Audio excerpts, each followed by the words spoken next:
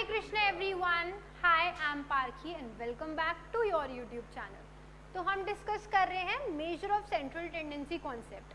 तो कुछ कॉन्सेप्ट्स हम ऑलरेडी डिस्कस कर चुके हैं, परसेंटाइल, डिसाइल, क्वार्टाइल और मीडियन. तो कुछ कॉन्सेप्ट्स रह गए हैं जो कि हम और डिस्कस कर लेते हैं. तो चलिए देखते हैं. So here we have the question, that is mode. तो देखिए ये हमारे पास फॉर्मूला है मोड का और ये twice median minus twice mean. तो दो तरीके से हम मोड निकाल सकते हैं. तो एक क्वेश्चन मैं आपको करके बता देती हूँ जिससे कि आपको ये फॉर्मूला भी याद करने की जरूरत ना पड़े. मोड क्या होता है? मोड हमारे पास सीधे सीधे होता है जिसकी फ्रिक्वेंसी सबसे ज़्यादा है वही हमारा मोड है. तो यहाँ पे फ्रिक्वेंसी सबसे ज़्यादा किसकी है? 20 से 30 के बीच में. तो ये हमारी मोड क्लास हो गई. Okay, now after that how can we solve 20 plus? हम सबसे पहले क्या करेंगे, जो भी रेंज आएगी 20 प्लस डिफरेंस कितना है 10. अब नाउ इन दोनों को सब्ट्रैक्ट करिए, कितना आएगा 5. इन दोनों को सब्ट्रैक्ट करिए, कितना आएगा 10. तो इन दोनों को सब्ट्रैक्ट करा 5, इन दोनों को सब्ट्रैक्ट किया 10. तो यही हमारा आंसर हो गया 20 प्लस 10 इंटू 5 अपॉन 15. तो दैट इज 5 3 ज़ा 15. तो 20 प्लस 3.33. तो आंसर क्या आ जाएगा 23.33.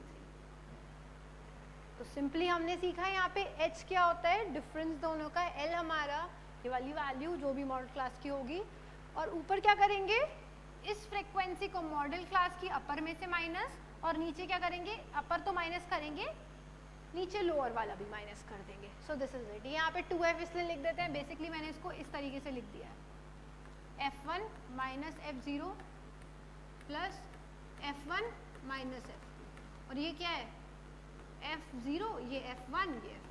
तो वो थोड़ा ज़्यादा इजी हो गया एज कम्पेयर टू फॉर्मूला याद करने, क्योंकि मुझे पता है आपके पास ऑलरेडी बहुत सारे फॉर्मूलाज हैं. तो आप इसको डायरेक्टली समझ लीजिए, थोड़ा सा इमेज बना लीजिए, this minus this and upon this minus this plus this minus this. I hope it's clear.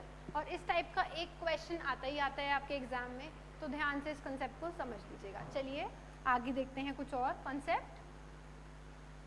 Now we have harmonic mean, geometric mean. Harmonic mean 2-3 बार पूछा गया है ऑलरेडी, और इससे रिलेटेड हमने काफ़ी सारे क्वेश्चन भी करे हैं. 19, 18, 17 में कंटिन्यूसली पूछा गया है. तो हार्मोनिक मीन का मैं आपको फॉर्मूला नहीं बताऊंगी, बस इतना समझाऊंगी. मीन अगर मैं बात करूं सिंपल होता है summation of x upon n. तो हार्मोनिक मीन क्या हो जाता है, 1 अपॉन में चला जाता है. क्या क्या 1 अपॉन में चला जाता है, ये जो वैल्यूज होती हैं वो 1 अपॉन में चली जाती हैं, और जो मीन होता है वो हार्मोनिक मीन. तो यही फॉर्मूला होता है, जिसको इन्होंने रिवर्स कर दिया है. तो मैं कहूँगी आप याद मत करिए, रटिए मत चीज़ों को, बस समझ लीजिए कि क्या रिलेशन है दोनों के बीच. चलिए आगे देखते हैं ज्योमेट्रिक मीन. ज्योमेट्रिक मीन में क्या करना होता है, जितनी भी वैल्यूज होंगी उन दोनों को हम उन सबको हम मल्टीप्लाई कर लेंगे और उसकी पावर वो लगा देंगे. फॉर एग्जांपल n है तो n लग जाएगा. वेटेड मीन में हमने क्या करा है, वेट आपको गिवन होगा जैसे कि फ्रीक्वेंसीज होती है उसी तरीके का है ये, बस फ्रीक्वेंसी की जगह यहाँ पे w आ गया है. इसको हमने वेटेड मीन बोल दिया है क्योंकि उसमें वेट दे रखा है. Combined mean, that is very important. Combined mean is, let's just suppose आपके पास 2 क्लासेस हैं और दोनों का मीन दे रखा है, दोनों का नंबर्स दे रखे हैं, तो तब हमसे कंबाइंड मीन वो पूछता है. तो this is very important formula, that is combined mean.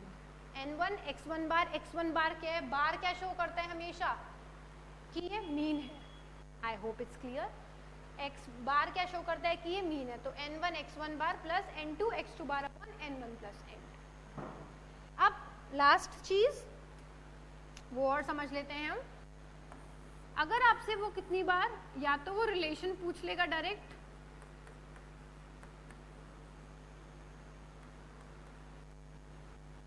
या तो वो आपसे रिलेशन पूछ लेगा, या फिर वो आपसे इन तीनों में से कोई 2 चीजें दे देगा और थर्ड थिंग आपसे पूछ लेगा. तो ये चीज समझ लीजिए, ज्योमेट्रिक मीन का square is equals to am into hm.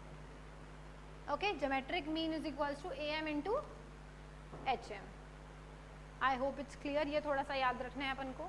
उसका स्क्वायर AM इंटू HM होता है। तो इन दोनों में से कोई भी दो वैल्यू दे रखी हो या फिर आपसे रिलेशन पूछो तो आप इजीली निकाल सकते हैं। So this is it. एक वीडियो में हमने परसेंटाइल, डिसाइल, क्वार्टाइल और मीडियन कर लिया और इसमें हमने बाकी के कॉन्सेप्ट जो बच्चे हैं वो डिस्कस कर लिए। तो इससे बाहर कोई भी फॉर्मूला नहीं है। अगर आपको कोई भी डाउट है इन दोनों में तो आप कमेंट कर सकते हैं। और ये दोनों वीडियोस ध्यान से देख लीजिएगा एग्जाम में जाने से पहले, क्योंकि ये दोनों वीडियोस आपके लिए बहुत ज़्यादा ज़रूरी हैं।